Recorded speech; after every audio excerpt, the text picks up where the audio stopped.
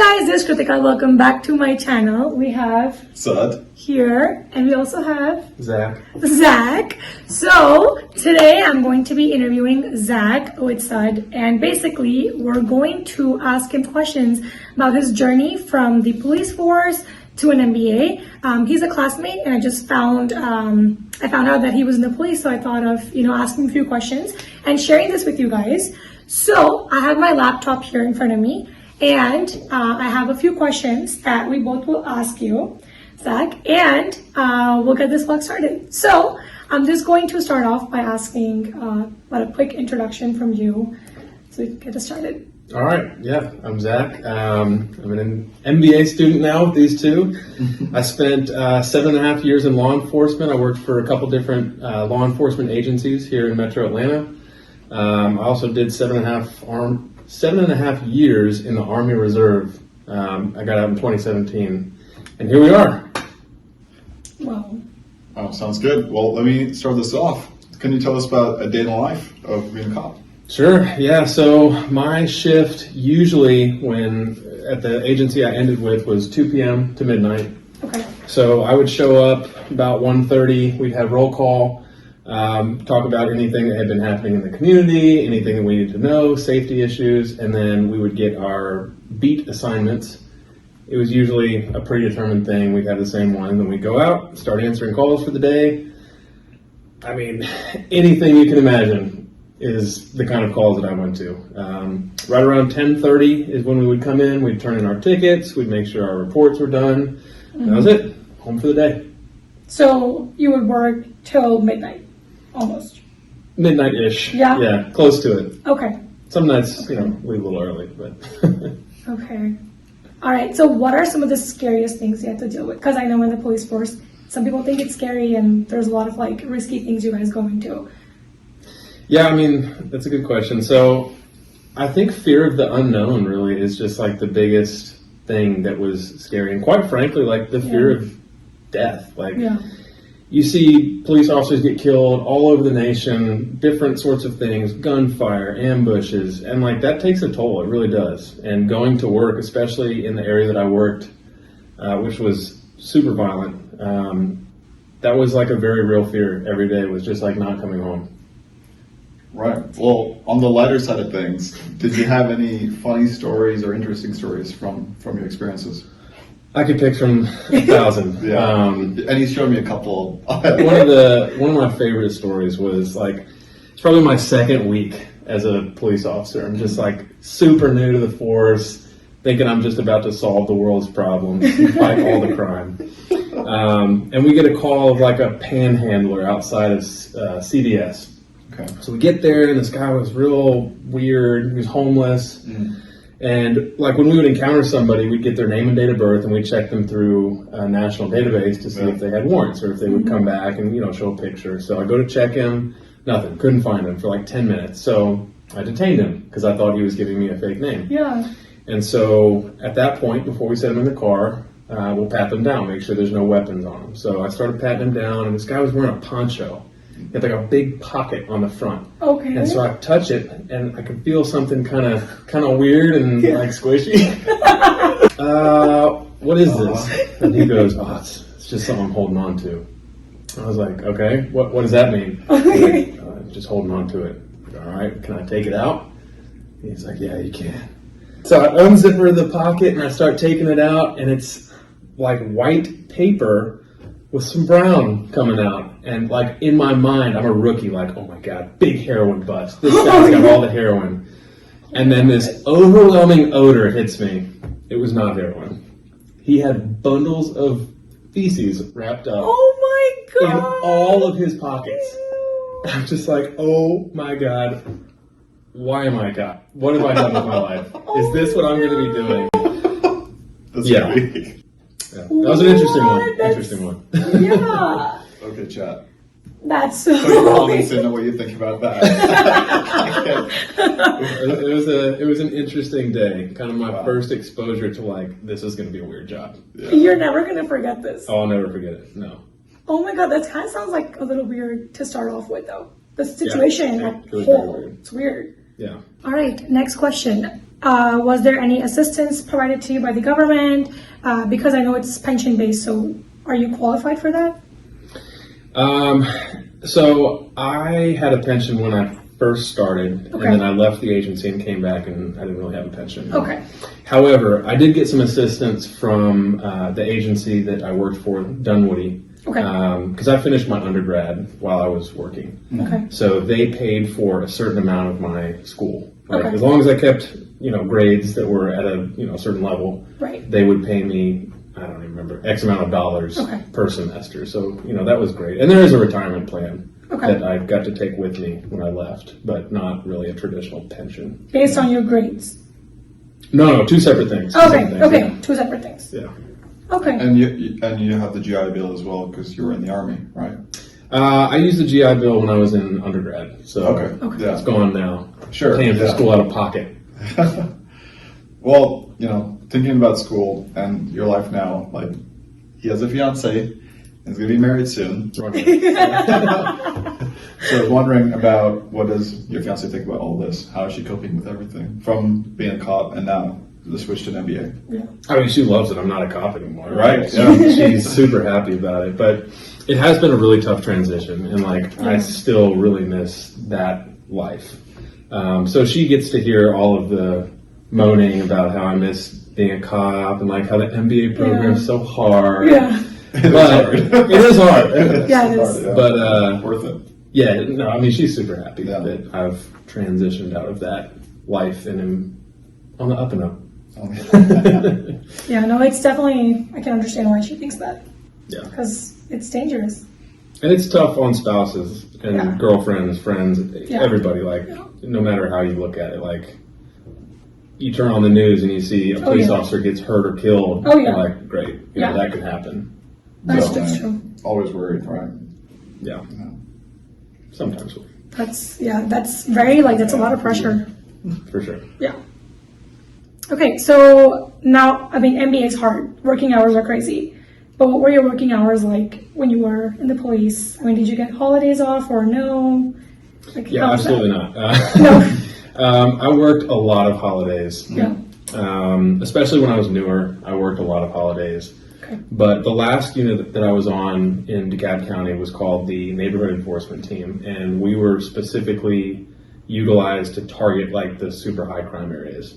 So we worked Tuesday through Saturday, 2 p.m. to midnight, and then all sorts of random hours outside of that. So the schedule was there, but it wasn't always set in stone. And before that, when I worked for Dunwoody, I worked 6 p.m. to 6 a.m. overnights, and kind of like a rotating schedule. But a lot of working hours, and then side jobs in addition to that, Oh my gosh. could be anywhere from another 4 to 6 hours every day.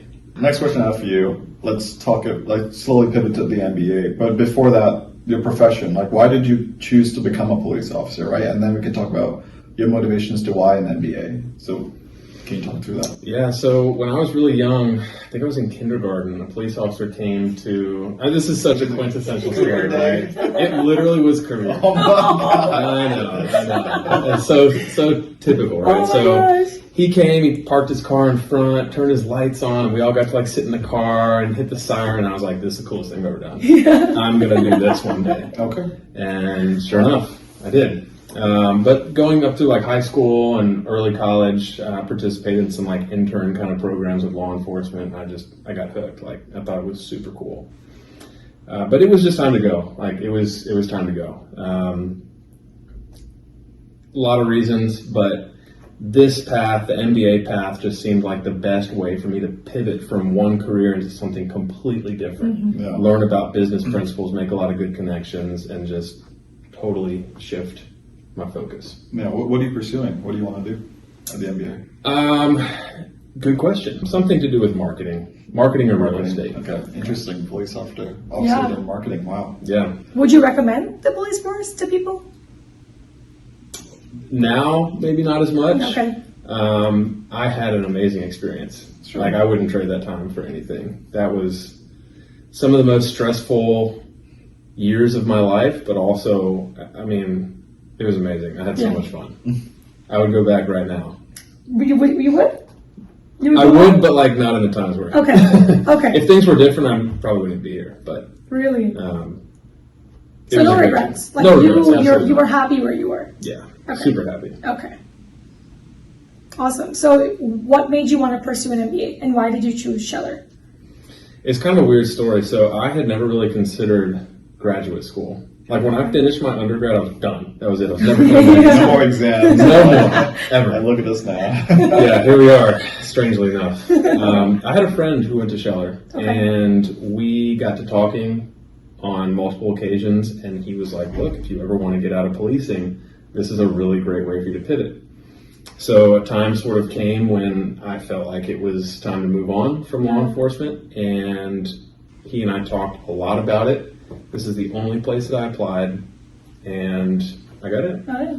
So What a gamble. it was, I mean, it was a gamble, but it was kind of like, all right, if I don't get in, then I'm not going back to school. Okay. Yeah. Okay. But I mean, he talked so highly of this program and just had such a great experience, and talking about how it was going to help me pivot really helped make the decision for me to come here.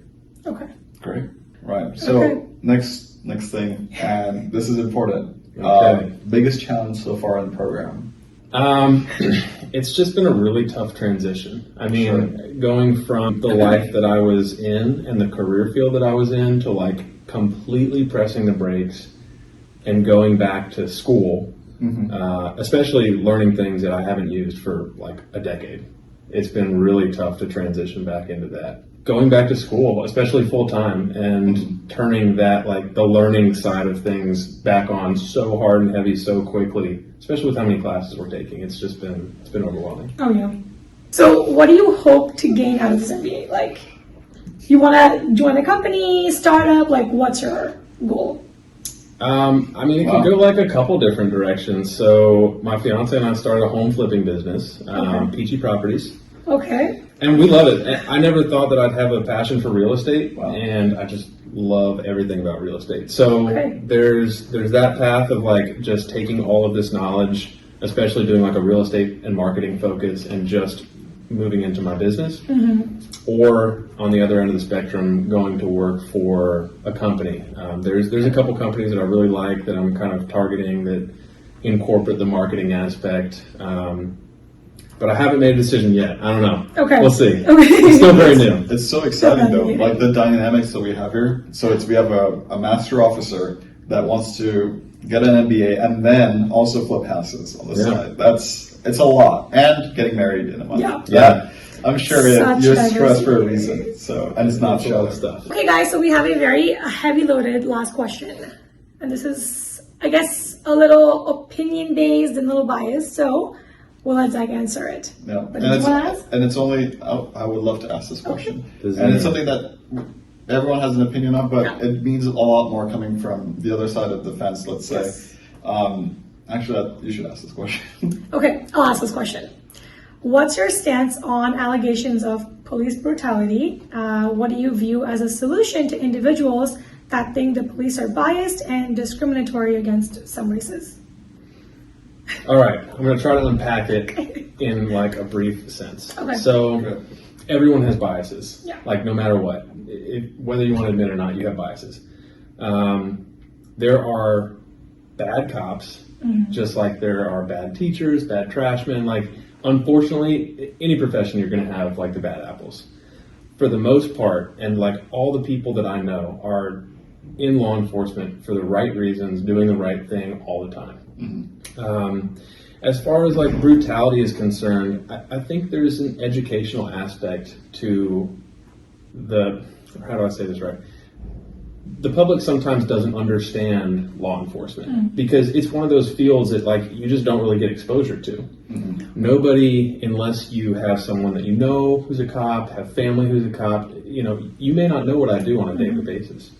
And especially in this last unit, the street crimes unit that I was in, almost every single day we were going and locating murderers, armed robbers, like the worst of the worst. And like I said earlier, that fear of like death and the unknowing is real. So certainly there are some times when police officers have used too much force. Like there's no getting around it. Yeah. Is there training for that kind of situation? We train endlessly Sure. to handle that kind of stuff. Okay. But at the same time, you don't see, or the general public usually doesn't see everything that happens behind the scenes. Yeah. And how much good law enforcement does in these communities, and how much these communities or certain people in communities rely on police. You know, just in an overarching sense, in a crime-ridden community, sometimes the police are the only ones that can actually do something about it.